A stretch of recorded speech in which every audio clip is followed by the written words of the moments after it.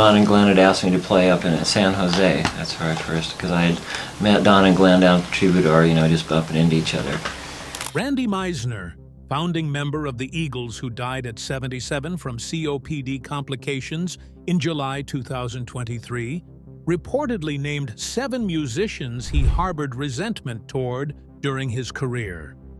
At 77 years old, this rock legend, this peaceful guy who always stayed out of the drama, named names. 7 of them. 7 musicians he absolutely hated. But for Randy, nah, these folks rubbed him the wrong way and he didn't hold back. Grab a drink, get comfortable, and stay with me. Because what you're about to hear, this might be the most unexpected confession rock and roll has ever seen. Glenn Frey. At the beginning of the Eagles' journey, Glenn Frey and Randy Meisner formed what initially seemed like a promising musical partnership.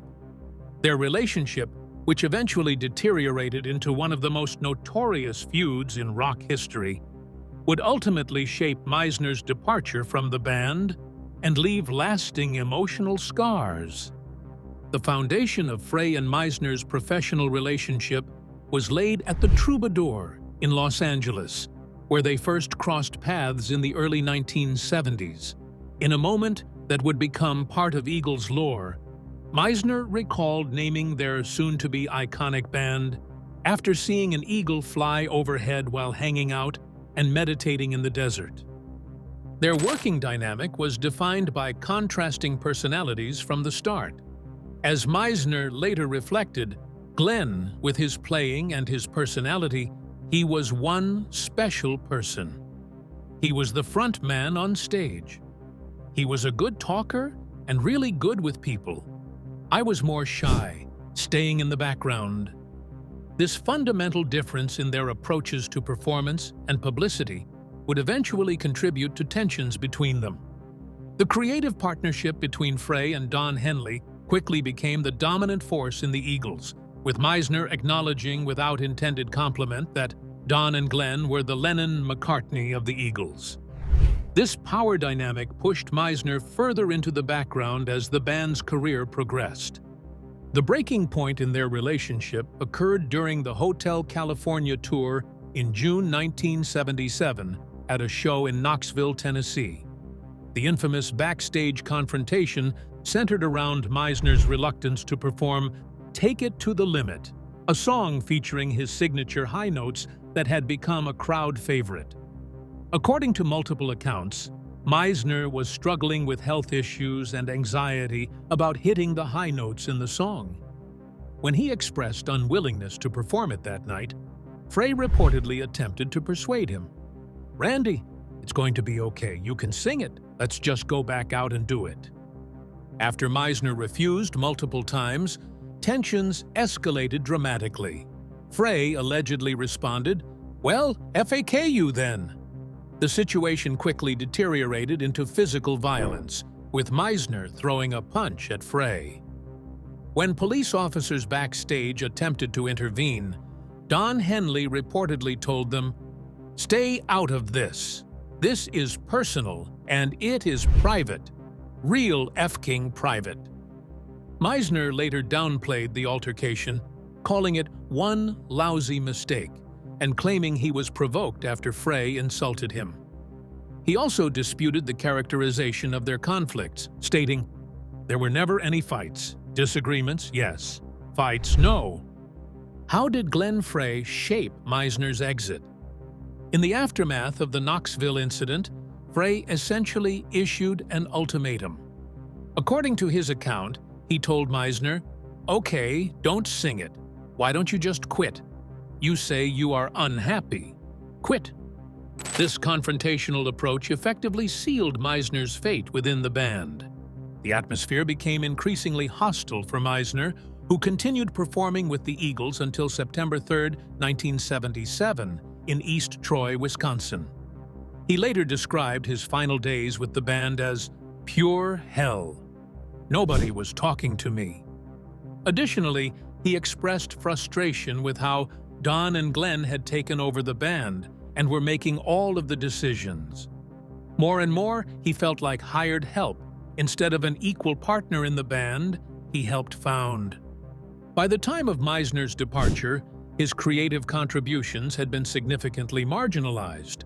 On the Hotel California album, his last with the band, he sang lead on only one track, his composition, Try and Love Again, which was placed, almost as an afterthought, as the second-to-last track on the B-side. Somewhat surprisingly, given their turbulent history, Meisner spoke with genuine emotion about Frey following his death in January 2016.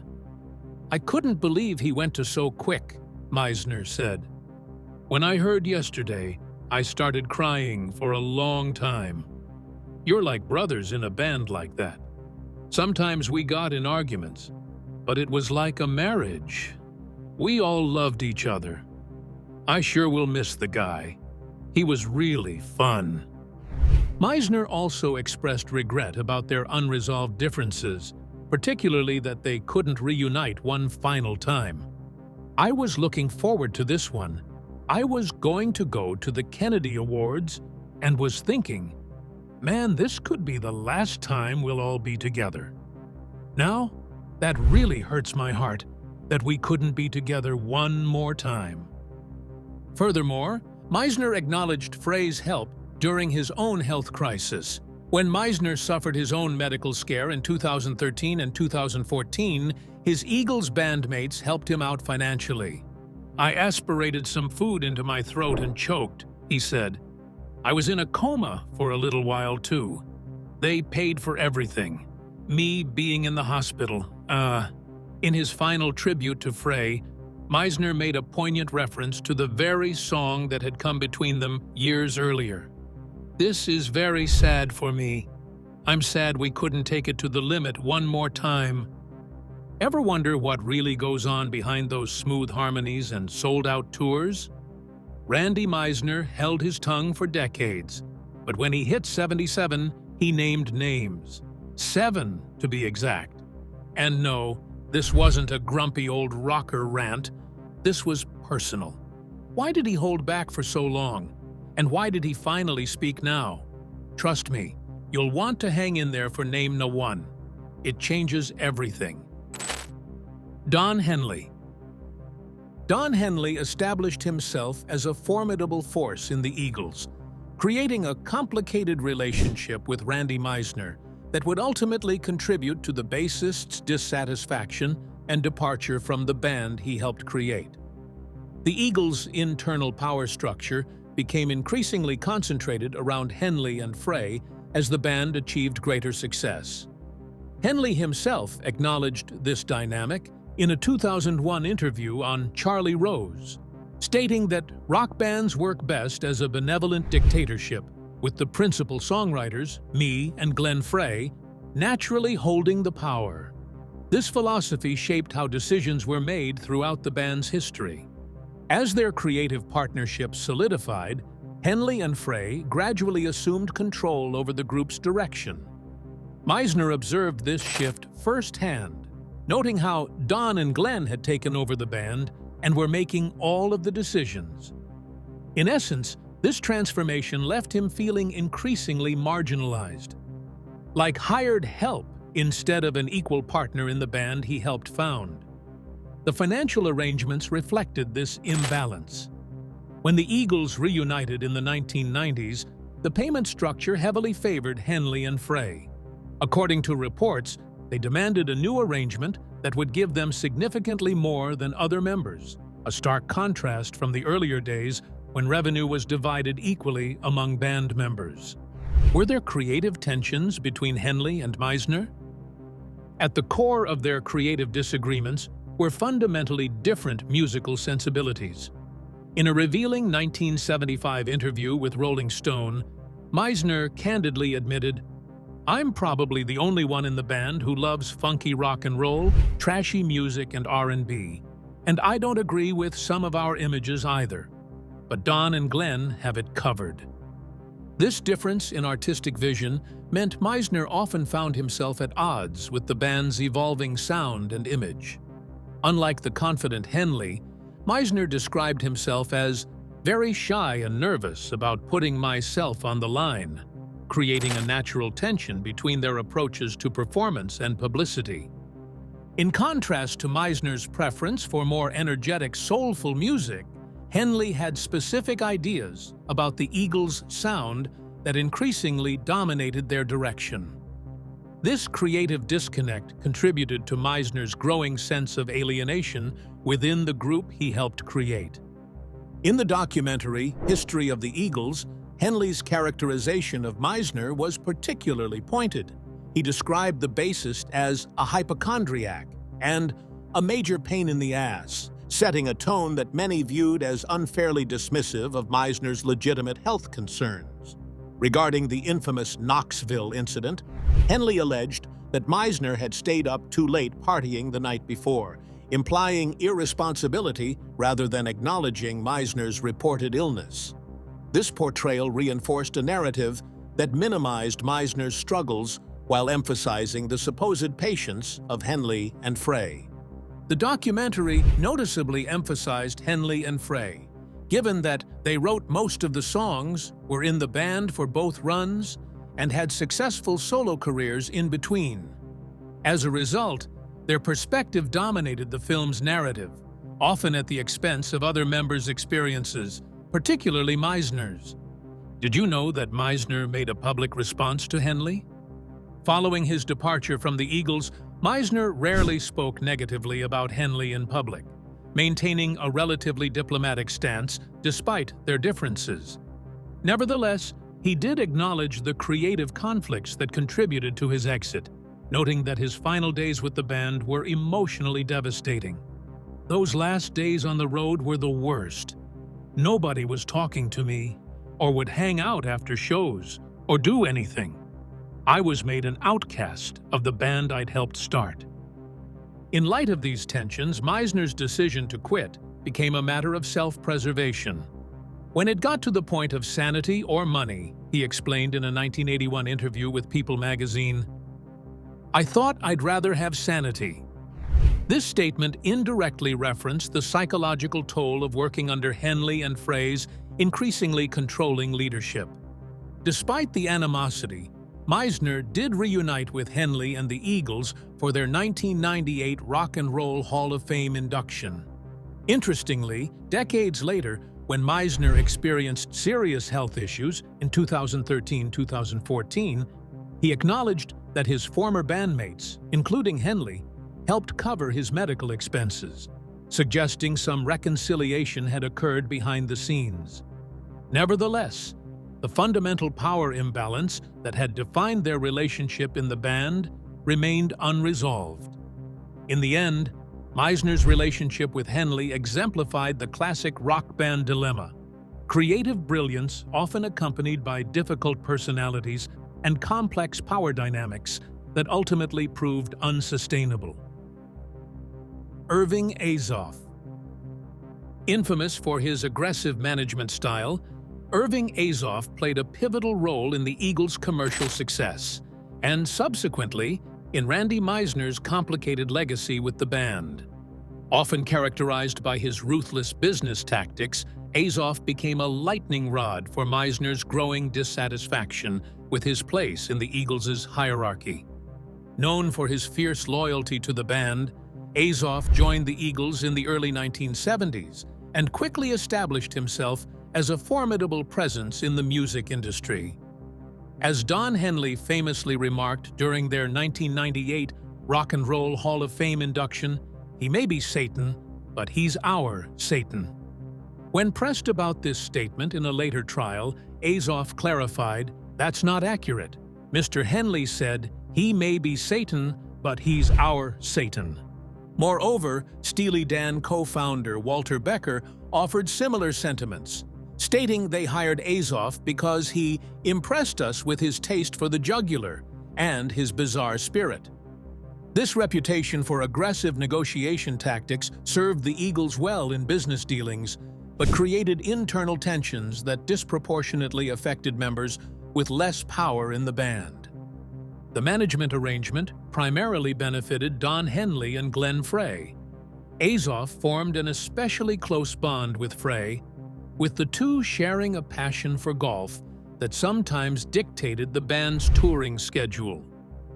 Frey would insist on booking the tour around where he wanted to play golf, Azoff admitted. This prioritization occasionally frustrated other band members, with Henley once calling Azoff to complain, "Why the F? Are we in a hotel in Hilton Head, North Carolina, and starting a tour in Charlotte? Is this a golf tour?"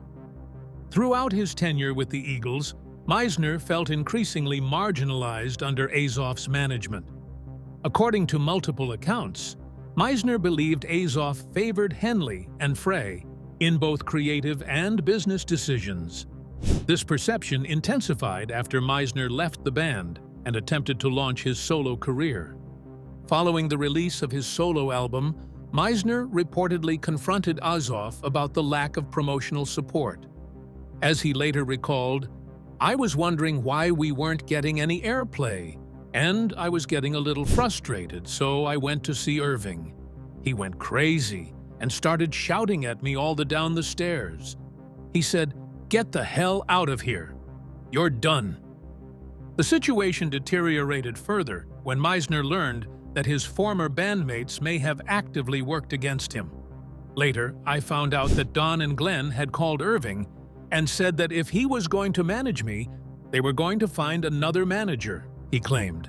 This allegation suggests a coordinated effort to isolate Meisner professionally after his departure from the Eagles. What was Azoff's role in the history of the Eagles' narrative? Azoff significantly shaped how the Eagles' story, particularly Meisner's departure, was presented to the public. The documentary History of the Eagles originated with Azoff, who conceived the project around the time of the band's 40th anniversary. This gave him considerable influence over the narrative. According to critics, the documentary presented a biased account of Meisner's exit from the band. One source noted, "It was almost as if Irving was seeking revenge against Randy." The story of his exit from the Eagles in the documentary was clearly skewed to favor Don and Glenn, and ultimately, Irving. It was all one-sided. The entire documentary is very pro-Irving. Furthermore, the documentary perpetuated the story that Meisner refused to sing "Take It to the Limit" at the Knoxville concert, a narrative that some sources dispute. One can only speculate as to why such a tale about the Knoxville concert and "Take It to the Limit" was ever fabricated in the first place. What purpose does this falsified story serve, except to portray Irving Azoff, Don Henley, and Glenn Frey in the most favorable possible light, while belittling Randy Meisner and his contributions to the band? Following his departure from the Eagles, Meisner's professional relationship with Azoff completely collapsed. After being dumped by Azoff's frontline management, Meisner struggled to advance his solo career. "Irving was too busy for me," Meisner recalled, "and Elektra didn't have any faith in me. That really hurt." When the Eagles reunited for their Held Her Freezes Over tour in 1994, Meisner reached out to Azoff and Frey, expressing interest in participating. His request was flatly rejected. To compound this rejection, none of Meisner's compositions or vocal performances were included in the band's reunion set list, a decision he believed was deliberately made to deny him royalties. "You'd think that you would be mentioned if you helped with 6 of the albums, but they act as though I never even played with them," he lamented.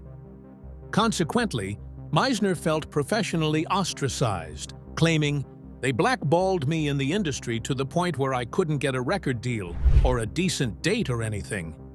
This perceived industry blacklisting, alongside his ongoing health issues, contributed to Meisner's subsequent personal struggles and financial difficulties. Randy Meisner always seemed like the peacekeeper in the band. So what could possibly push him to hate not just 1 or 2, but 7 fellow musicians?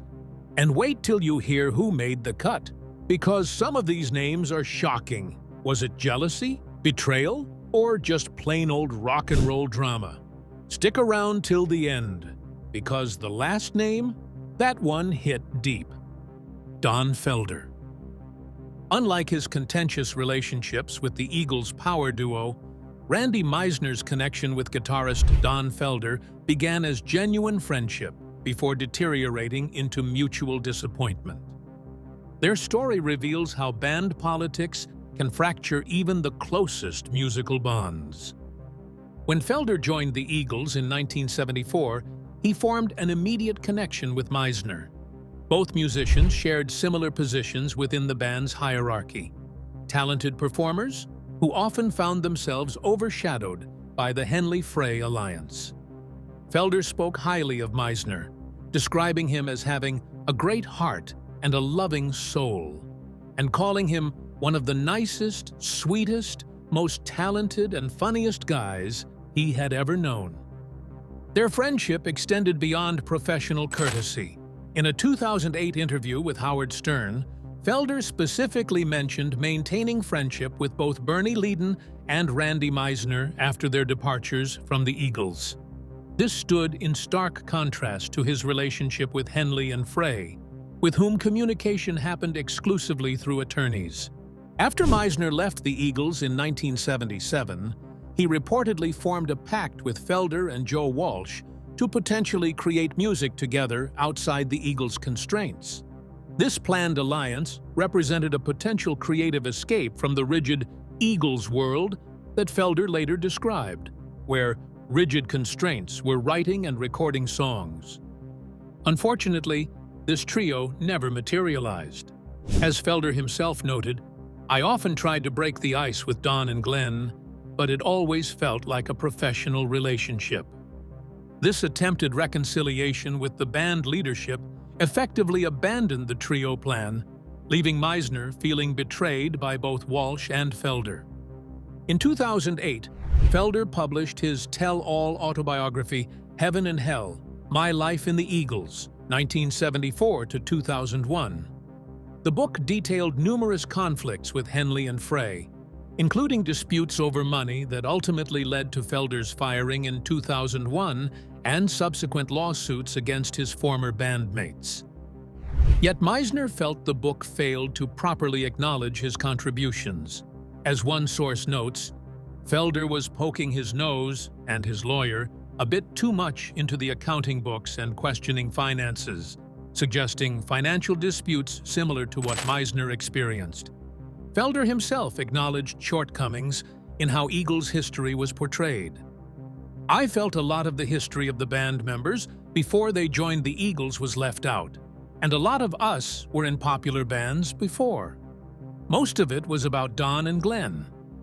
Certainly, Meisner expressed disappointment that Felder, once a trusted friend, didn't stand up more forcefully for his legacy.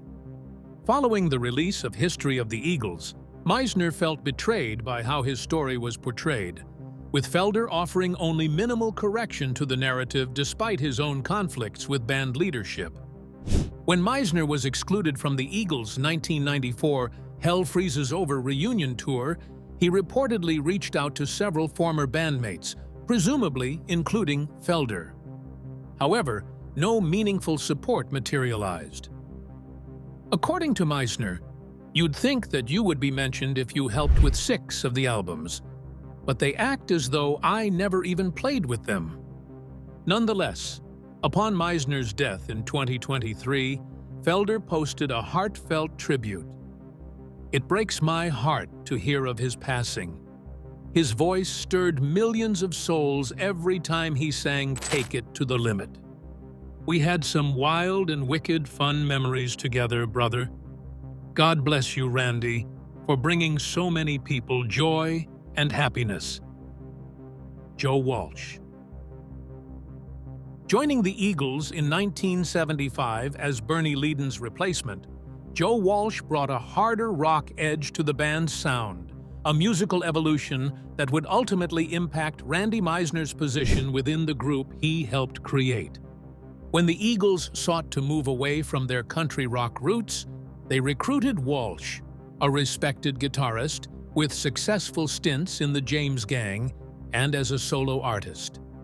His addition was not without concerns, primarily from Don Henley, who worried Walsh might be too wild for the band. Despite these reservations, Walsh quickly made his mark on the Eagles' sound, co-performing the iconic guitar duet with Don Felder on Hotel California and contributing the riff that became Life in the Fast Lane. Walsh's integration into the band coincided with a significant shift in the Eagles' musical direction. After his arrival, the Eagles' early country sound almost completely disappeared, with the band employing a harder sound. This transformation fundamentally altered the band dynamic that Meisner had originally joined. During the stressful recording sessions for The Long Run, tensions within the band reached a breaking point. According to multiple accounts, Walsh reportedly approached Meisner and Don Felder about forming their own band without Henley and Frey. This alleged scheme led Henley to label Walsh an insidious troublemaker who was instrumental in the disintegration of the group. Henley supposedly claimed in a 1989 Chicago Tribune interview that Joe Walsh would split the band into factions. He was a very divisive presence and very covert about it. Yet the trio plan never materialized, leaving Meisner feeling abandoned when Walsh ultimately remained with the Eagles. Notably absent from accounts of Meisner's tumultuous departure is any mention of Walsh intervening or supporting him. When the infamous Knoxville incident occurred in 1977, Walsh apparently remained silent. Hotel California was the last album to feature founding member Randy Meisner, who abruptly left the band after the 1977 tour. Yet Walsh continued with the Eagles, seemingly accepting Meisner's replacement, Timothy B. Schmidt. Walsh's allegiance to the band over his friendship with Meisner became especially evident when he performed Take It to the Limit, Meisner's signature song, after his departure, thus participating in what Meisner viewed as erasure of his contributions. Despite these professional disappointments, the personal relationship between Walsh and Meisner remained complex. Walsh, no stranger to the demons of addiction, reportedly reached out to Meisner during his darkest moments, recognizing similarities in their struggles with substance abuse. Years later, Walsh would publicly acknowledge Meisner's talent, stating simply, "Randy never knew how great he was." Following Meisner's death in July 2023, Walsh posted a heartfelt tribute on Instagram. An honor and privilege to share the stage with, Randy was a great guy with an unforgettable voice. Here's to always being a dreamer, my friend. R.I.P. Nonetheless, this belated recognition did little to heal the wounds from what Meisner perceived as Walsh's failure to stand beside him when it mattered most. You probably thought Randy Meisner, the soft-spoken founding member of the Eagles, was too nice to hate anyone, right? Well, think again. At 77, he finally let it all out. And the names he dropped? Let's just say, they weren't nobodies.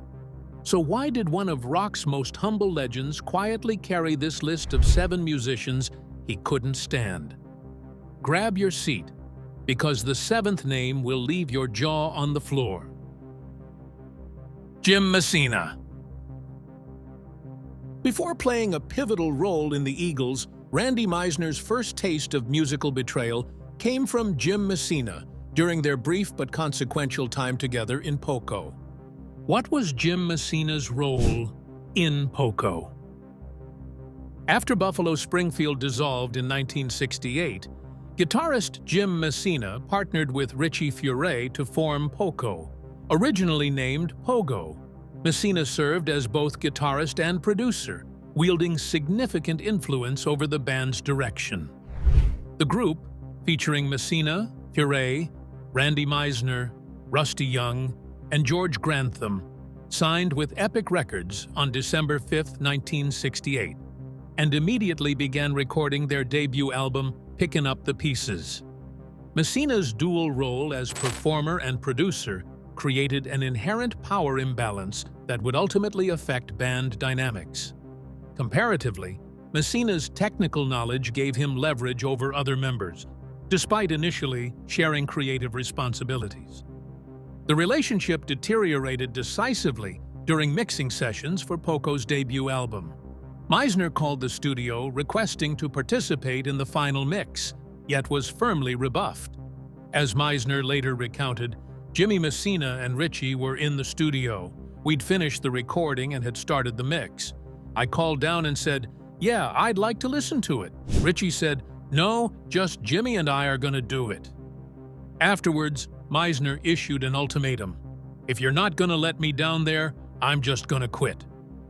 Years later, during a Poco reunion, Msina finally admitted his mistake, telling Meisner, "Randy, I didn't care if you came down. Richie did. If I'd have known, I would have let you come down." Following Meisner's departure, the band took the extraordinary step of removing his image from the album cover painting and replacing it with a dog.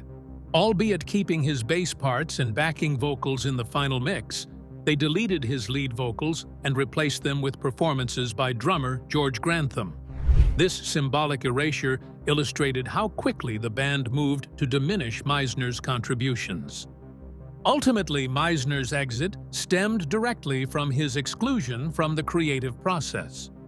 The dispute over mixing privileges exposed deeper issues regarding respect and collaborative equality. Ironically, Msina himself left Poco in October 1970, citing that Fure exerted too much control over the group's sound, a complaint remarkably similar to Meisner's grievance against Msina. This pattern of creative control disputes foreshadowed the challenges Meisner would subsequently face with the Eagles' power dynamics. Richie Fure. Richie Fure's country rock vision for Poco marked the beginning of Randy Meisner's long history with musical disappointment, setting a pattern that would repeat throughout his career with increasingly prominent bands. After Buffalo Springfield dissolved in 1968, Frey partnered with Jim Msina to form Poco, recruiting Meisner primarily for his distinctive high vocals that meshed with Richie's. The group practiced for 3 months before debuting at the Troubadour to enthusiastic reviews. Frey positioned himself as the band's leader, establishing a hierarchy that would ultimately push Meisner out. Frey's strong opinions about Poco's direction were unwavering. Years later, he remained bitter about the band's lack of recognition, complaining that documentaries like Ken Burns's Country Music and Echoes in the Canyon completely overlooked Poco's pioneering contributions to country rock. "I feel like we got dissed," Frey stated matter-of-factly. "We were there in the beginning. We started the whole thing." The breaking point came during final production of Poco's debut album. When Meisner called the studio requesting to participate in the mixing sessions, Fure flatly refused, stating, "No, just Jimmy and I are gonna do it." This dismissal prompted Meisner's ultimatum. "If I can't come to the mix, I'm out of the group." In his 2006 memoir, Fure defended his actions, declaring, "I'm going to be there because it was my band." He furthermore claimed it was just as well that Randy quit, because he never fit into the Pogo family. Following Meisner's departure, the band symbolically erased him, removing his image from the album cover painting and replacing it with a dog. Although they kept his bass parts and backing vocals, they re-recorded his lead vocals with drummer George Grantham's performances. Years later, Meisner reflected with surprising equanimity. "I realize now why I was excluded, and that is because Jimmy Msina and Richie Fure were more experienced at the time, and I was a young punk." Correspondingly, Fure expressed regret, not about his treatment of Meisner, but about hiring him at all. In his memoir, Fure wrote that they should have chosen Timothy B. Schmidt instead. As Randy's sudden departure shows, we were wrong.